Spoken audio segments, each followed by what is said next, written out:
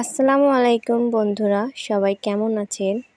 আজকে আমি 6 মাস বয়সী বাচ্চার ফতুয়াতে একটি সুন্দর ফুলের ডিজাইন এঁকে দেখাবো।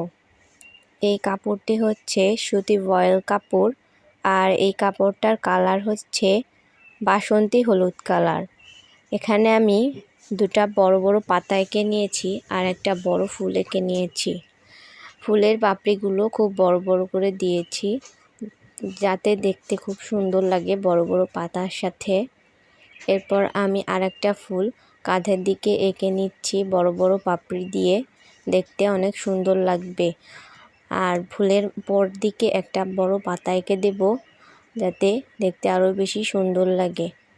নিচে আরও ছোট ছোট দুইটা পাতা এঁকে দিচ্ছি।